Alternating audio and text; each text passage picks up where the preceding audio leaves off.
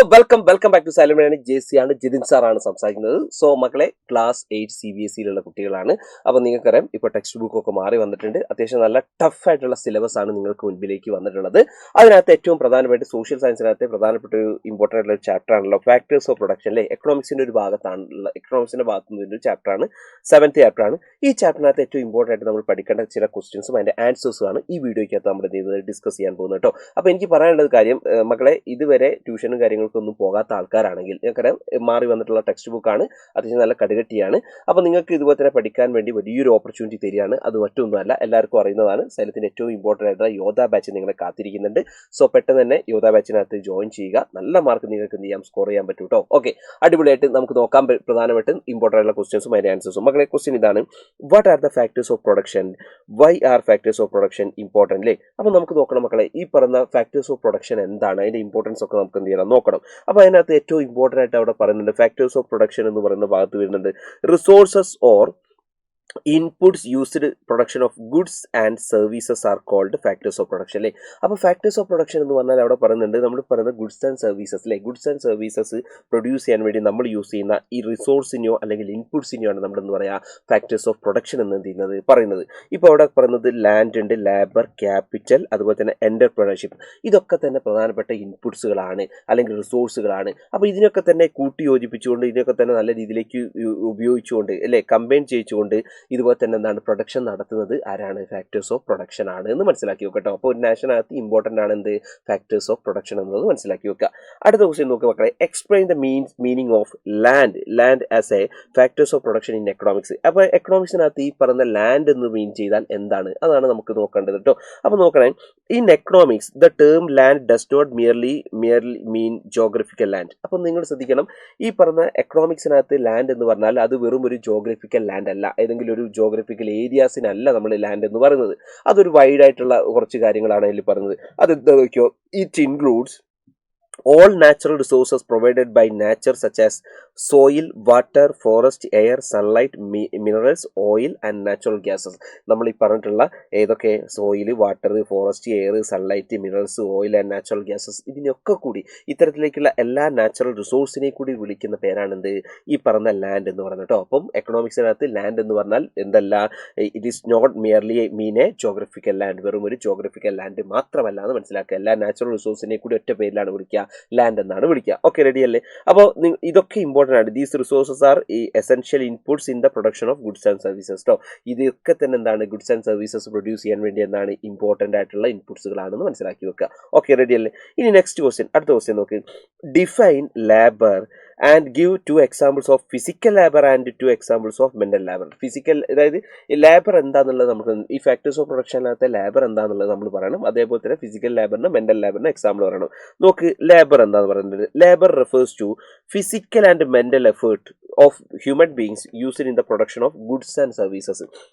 അതായത് അവിടെ പറയുന്നുണ്ട്, ഈ പറഞ്ഞ നമ്മൾ ഈ പറയുന്ന മെയിനായിട്ടും ഈ പറയുന്ന ലേബർ എന്ന് ഉദ്ദേശിച്ച് കഴിഞ്ഞാൽ നമ്മൾ ഈ പറഞ്ഞ ഗുഡ്സ് ആൻഡ് സർവീസസ്, ഒരു നാഷനകത്ത് ഗുഡ്സ് ആൻഡ് സർവീസസ് നമ്മൾ പ്രൊഡ്യൂസ് ചെയ്യുന്ന സമയത്ത് അവിടെ നമ്മൾ യൂസ് ചെയ്യുന്ന ഫിസിക്കൽ ആൻഡ് മെന്റൽ എഫേർട്ടിനെയാണ് നമ്മൾ എന്ന് പറയുന്നത് ഈ പറഞ്ഞ ലേബർ എന്നതുകൊണ്ട് മീൻ ചെയ്യുന്നത് കേട്ടോ. ലേബർ എന്നത് ഉദ്ദേശിക്കുന്നത് അതാണ്, ഫിസിക്കൽ ആൻഡ് മെന്റൽ എഫേർട്ടാണ്. അപ്പോൾ ഈ ഫിസിക്കൽ ലേബറിന് എക്സാമ്പിൾ ആണ് കാർപ്പൻറ്റേഴ്സ്, ഫാമേഴ്സ്, അതുപോലെ മെന്റൽ എഫേർട്ടിനാണ് ടീച്ചേഴ്സ്, സയന്റിസ്റ്റുകൾ.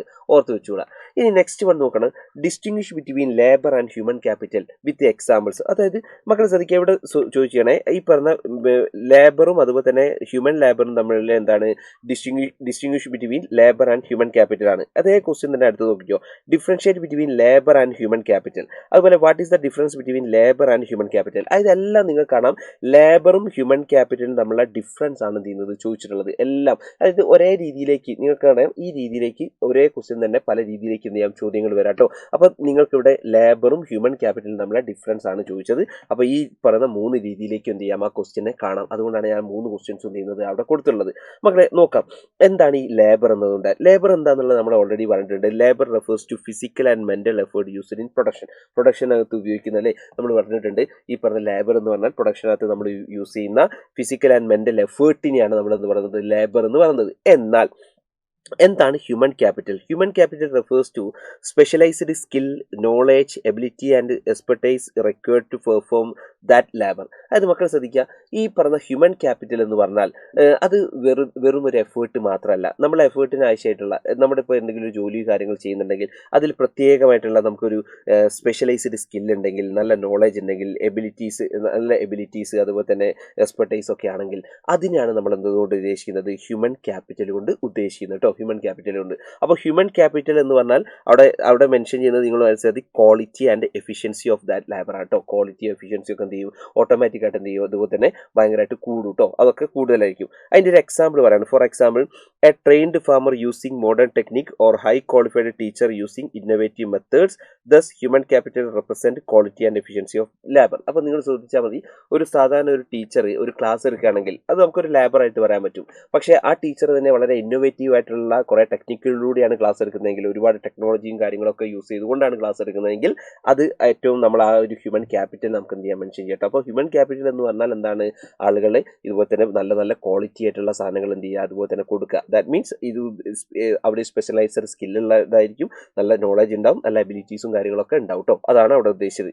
ഇനി നെക്സ്റ്റ് വൺ മക്കൾ ശ്രദ്ധിക്കുക, what is the role of education in developing human capital. Human capital develop ചെയ്യുന്നതിൽ എഡ്യൂക്കേഷൻ്റെ റോളാണ്. എഡ്യൂക്കേഷൻ്റെ റോള്. അപ്പോൾ ഹ്യൂമൻ ക്യാപിറ്റൽ എന്ന് പറഞ്ഞാൽ അറിയാം, നല്ല സ്പെഷ്യലൈസ്ഡ് ആയിട്ടുള്ള സ്കില്ലൊക്കെ ഉള്ള ആൾക്കാരാണ് ഹ്യൂമൻ ക്യാപിറ്റൽ ഇവിടെ. അപ്പോൾ എഡ്യൂക്കേഷൻ എന്തെങ്കിലും റോൾ ഉണ്ടോ നോക്കി. Education helps individual gain knowledge starting with basic literacy extending to expertise in specific ഫീൽഡ്സിലെ. അപ്പോൾ നിങ്ങൾക്ക് പറയാം ഈ പറയുന്ന എഡ്യൂക്കേഷൻ കിട്ടുന്ന സമയത്താണ് നമുക്ക് ഈ നോളജും അതുപോലെ തന്നെ ഈ പറയുന്ന ബേസിക് ലിറ്ററസിയും കാര്യങ്ങളൊക്കെ കിട്ടുന്നതും നമ്മൾ ഏറ്റവും ടോപ്പിലേക്ക് എത്തുന്നത്, ഹ്യൂമൻ ക്യാപിറ്റലിന് ഏറ്റവും ടോപ്പിലേക്ക് എത്തുന്നത് എന്തിലൂടെയാണ്, ഈ എഡ്യൂക്കേഷനിലൂടെയാണ് മനസ്സിലാക്കട്ടോ. അപ്പോൾ എഡ്യൂക്കേഷൻ എന്ന് പറഞ്ഞാൽ ഇമ്പോർട്ടൻ്റ് തന്നെയാണ്. ഇന്നത്തെ റിയൽ വേൾഡിലായിട്ടുള്ള പ്രധാനപ്പെട്ട പ്രോബ്ലംസും കാര്യങ്ങളൊക്കെ തന്നെ കണ്ടെത്താൻ നമ്മൾ ആക്ച്വലി എന്ത് വേണം, ഈ പറഞ്ഞ നമുക്ക് ഈ എഡ്യൂക്കേഷനിലൂടെ നോളജൊക്കെ നമുക്ക് എന്ത് ചെയ്യണം, കിട്ടേണ്ടത് അത്യാവശ്യം തന്നെയാണ്. അപ്പോൾ ഇമ്പോർട്ടൻ്റ് ആണ് ഹ്യൂമൻ ക്യാപിറ്റൽ ഡെവലപ്പ് ചെയ്യുന്നതിൽ ആരുടെ റോള്, എഡ്യൂക്കേഷൻ്റെ റോൾ എന്ന് മനസ്സിലാക്കി വെക്കട്ടോ.